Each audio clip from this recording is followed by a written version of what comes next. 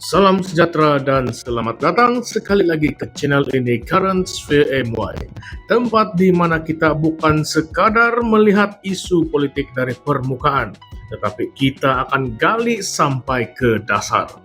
Hari ini kita akan mengulas satu topik yang serius, yang sudah terlalu lama dipinggirkan dan yang makin ramai orang Sabah dan juga rakyat Malaysia yang prihatin mula persoalkan. Hari ini kita ingin ulas tentang pasal MA 63, yaitu Malaysia Agreement 1963. Tetapi pada video kali ini kita akan fokus kepada satu benda penting sahaja yang berada di dalam perjanjian itu, yaitu hak Sabah untuk mendapatkan 40% hasil kutipan persekutuan. Saya yakin sekarang ini banyak sudah rakyat Sabah yang peka tentang isu ini, walaupun seolah-olah isu ini yang sebelumnya seperti disengaja didiamkan. Baiklah, jom kita mulakan ulasan isu pada video kali ini.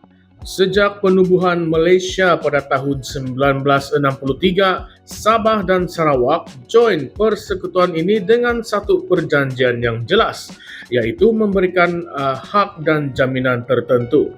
Tetapi lama-kelamaan, semangat perjanjian itu kelihatan semakin pudar. Bukan pudar sebab rakyat Sabah tidak setia, tetapi pudar sebab pelaksanaan dari pihak kerajaan persekutuan yang seringkali sambil lewa. Malah kadang-kadang macam tidak ikhlas pun ingin menunaikan janji. Benda ini tidak datang dari orang biasa macam kita sahaja yang merasainya. Pemimpin pun sudah mula bersuara. Contohnya baru-baru ini, Datuk James Lee Gunjang, seorang Justice of Peace dari Sabah, bangkit menyuarakan perkara ini dengan tegas. Datuk James berkata, kalau kita tengok balik dalam perkara 112C jadual ke-10 Perlembagaan Persekutuan, memang jelas tertulis bahawa Sabah berhak dapat 40% daripada hasil bersih yang dikutip oleh Kerajaan Persekutuan dari negeri itu. Bukan 10%, bukan sekadar bantuan khas ataupun geran tahunan, tetapi 40% daripada semua hasil bersih yang kerajaan pusat dapat dari Sabah. Masalahnya sekarang, benda ini tidak pernah pun dilaksanakan sepenuhnya. Kita bukan bercakap pasal kegagalan pentadbiran semata-mata, tetapi kita bercakap pasal pengkhianatan terhadap satu perjanjian asas pembentukan Malaysia. Dan bukan itu sahaja. Dalam perkara 112D-6 disebut juga bahawa kerajaan perlu lantik penilai bebas untuk tentukan jumlah yang sepatutnya Sabah terima. Tapi sampai sekarang perkara itu tidak jalan. Apa sudah jadi? Kita tengok Sabah terus menjadi antara negeri paling miskin di Malaysia. Ironinya, Sabah adalah antara negeri yang paling kaya dengan sumber asli. Ada minyak, gas, balak dan juga hasil laut. Tetapi rakyat masih lagi hidup dalam kedaifan. Infrastruktur tertinggal jauh, sekolah-sekolah yang usang, hospital juga sesak, dan bekalan air serta elektrik pun masih ada tempat yang terputus-putus. Logika negeri yang kaya tetapi rakyatnya tetap hidup dengan miskin dan susah. Dan ini bukanlah benda yang baru.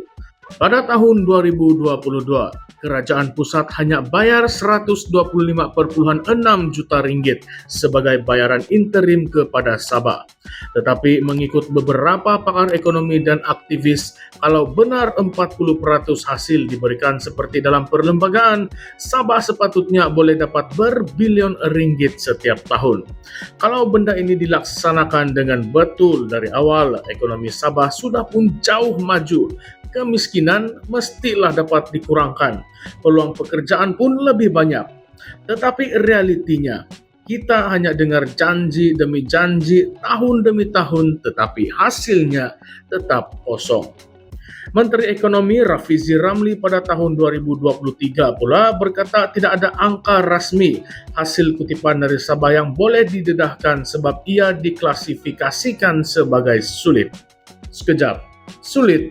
Ini kan duit rakyat, hasil dari negeri. Kenapa pula ia jadi sulit? Inilah yang sebenarnya menimbulkan persoalan. Adakah kerajaan pusat benar-benar takut untuk dedahkan jumlah sebenar?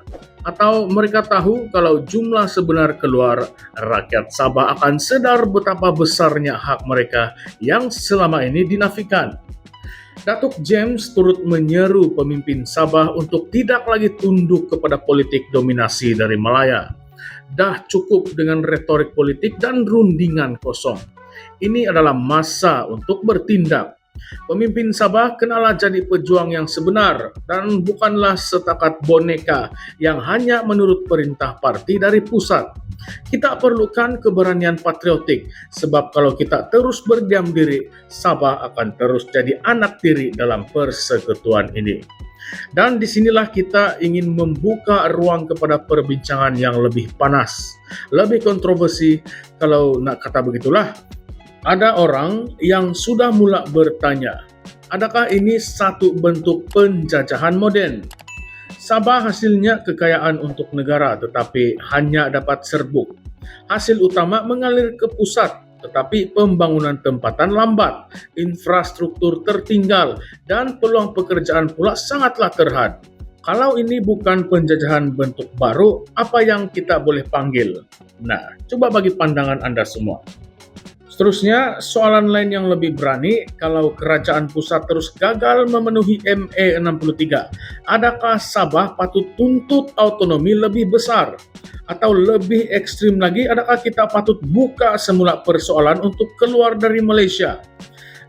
Memang soalan ini agak berat, tetapi ini bukanlah kali pertama ia dibangkitkan.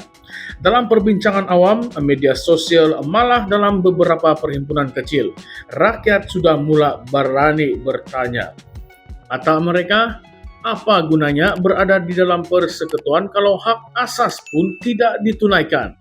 Itu kata mereka. Tetapi kalau kata Anda yang sedang mendengar ulasan ini, apa pula kata Anda? Baiklah, dan kita juga kena tanya, apakah peranan pemimpin Sabah pada hari ini? Cukupkah sekadar bersuara masa dekat-dekat pilihan raya? Kita pernah dengar suara dari tokoh seperti Datuk Seri Dr. Jeffrey Kitingan yang mengatakan ME 63 masih lagi belum dilaksanakan sepenuhnya. Tetapi selepas itu macam senyap pula. Adakah mereka benar-benar ikhlas memperjuangkan isu ini ataupun hanya menggunakan ME 63 sebagai modal politik bila perlu? Kalau pemimpin sendiri pun tidak berani mempertahankan hak negeri, siapa lagi yang kita boleh harap? Dan kamu semua yang sedang mendengar ulasan pada hari ini, isu ini kamu pun tahu bukanlah perkara yang baru. Tetapi setiap kali ada tekanan, kerajaan pusat akan kata, kita sedang kaji, ataupun perlu lebih masa dan proses yang rumit. Tetapi bila bab projek mega di Semenanjung macam laju pula lulus. Jadi soalannya sekarang, sampai bila Sabah ingin bersabar? Sekarang saya ingin dengar pula dari kamu semua. Apakah pandangan kamu? Patutkah Sabah terus bergantung pada janji Putrajaya? Ataupun perlu bangkit dan tuntut hak secara lebih agresif? Adakah kita perlukan gerakan rakyat untuk paksa kerajaan bertindak? Dan yang lebih penting, adakah kita sudah bersedia untuk berdepan risiko jika perjuangan ini dibawa ke tahap yang lebih radikal? Komen di bawah apakah pendapat Anda dan ulaskan juga pandangan Anda. Kongsi video ini supaya lebih ramai orang membuka mata. Kita kena mula soal dasar-dasar yang selama ini jadi norma, tetapi sebenarnya seolah-olah menindas. Kita tidak fitnah, kita juga tidak provok, tetapi kita mencabar rakyat untuk membuka minda. Baiklah, sebelum kita menamatkan video pada kali ini, jangan lupa untuk like, share, dan juga subscribe ke channel ini Currents via MY, sebab kita akan terus mengupas isu-isu panas dengan penuh fakta dan keberanian. Di sini kita bukan sekadar dengar berita, kita soal, kita lawan, dan kita tuntut perubahan. Sampai jumpa lagi, teruskan kekal celik politik dan berani bersuara. Kita bukan rakyat kelas kedua, ini tanah kita dan kita tuntut hak kita. Sekian saja, terima kasih.